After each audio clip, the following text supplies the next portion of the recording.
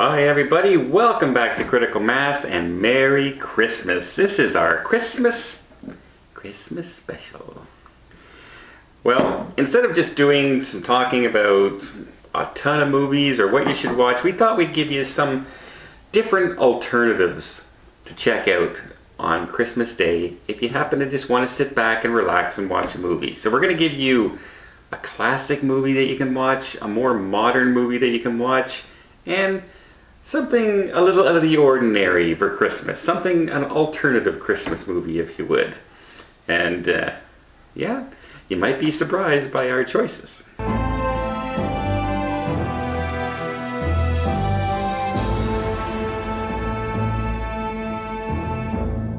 Let's start off with a more modern movie.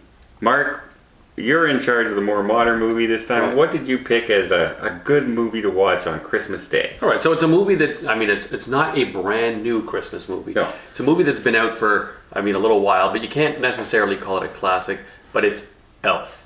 And the Christmas season cannot go by without watching this movie. Like you're flicking your channels, it's going to be on. And you just can't let the Christmas season pass by without watching this movie. It is hilarious every single time you watch it. It's such a silly movie, but it's infectious.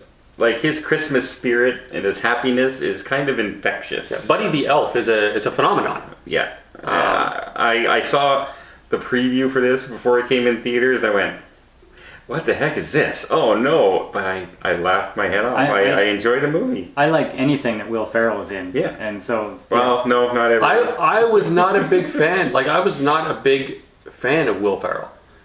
For a lot of his stuff, I felt like that it was just tired jokes.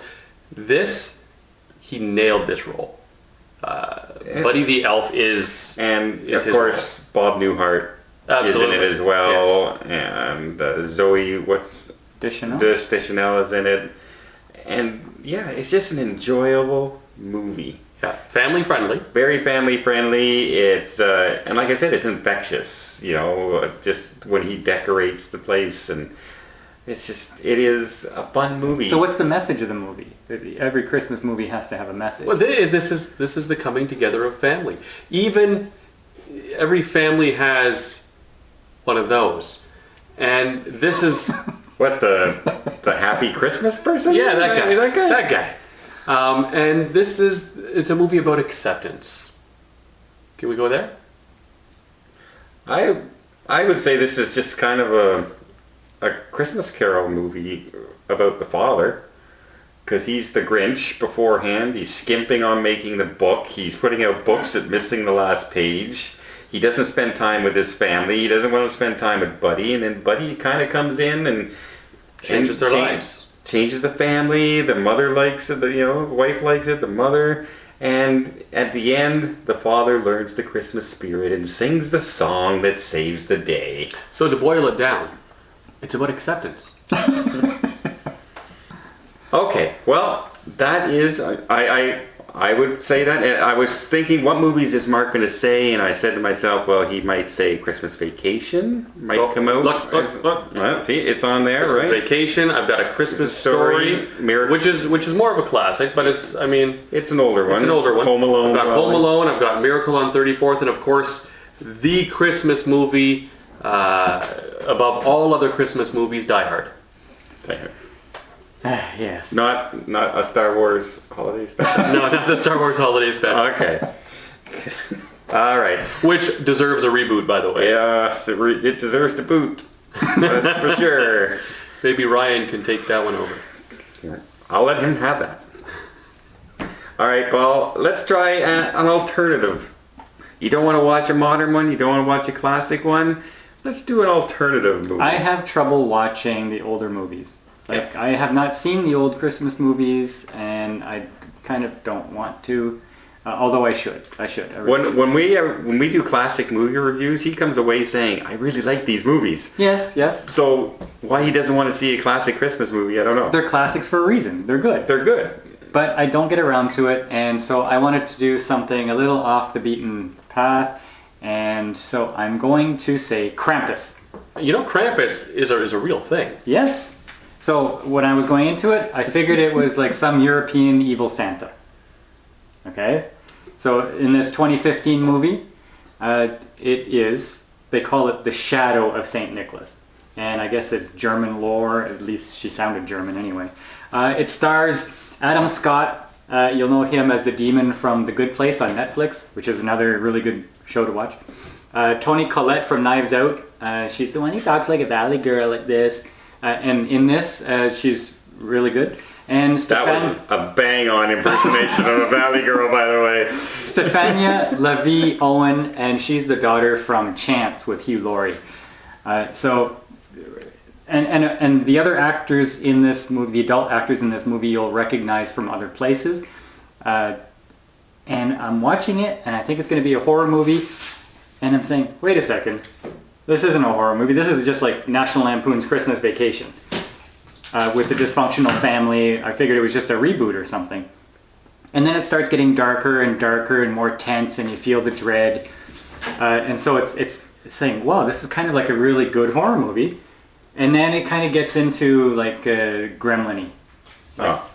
So a little bit of comic horror. But still, I enjoyed watching the movie. It's something that teens would probably enjoy rather than watching, what's one of those classic ones? Holiday Inn? Miracle on 34th, yeah. National Lampoons. Everybody likes National Lampoons. Yeah, but the old ones, like a Wonderful... Oh, right, okay. Miracle on 34th Street. So teens would like this, young adults would like this movie. It was worth it. All right. That noise you hear is our cat. Our cat is enjoying a treat that we got it for Christmas, so it's having a good time. So please excuse any you hear in the background. That's our cat playing, running around the room. So I guess it's up to me now, as the older statesman in the room. Notice how I said statesman, not coot. Mm-hmm. The classic. I'm going to do the classic movie, and there's so many that are out there. There really is a lot of classic Christmas movies, like you said, Miracle on 34th Street. But I'm going to go with probably the most iconic Christmas movie of all time, and that has to be White Christmas with Bing Crosby and Danny Kaye. It was very classic. Like when you're first watching this movie, it's on a movie set, and you could tell it's a movie set of this World War II scene with all the soldiers. You can tell it's a set. You can tell they're not out in the real world anywhere, but on the stage they have another fake set for their background, which was and then they start singing White Christmas to the soldiers, Bing Crosby's classic song that he's most known for in the world. Nobody doesn't know the song White Christmas. You hear it everywhere.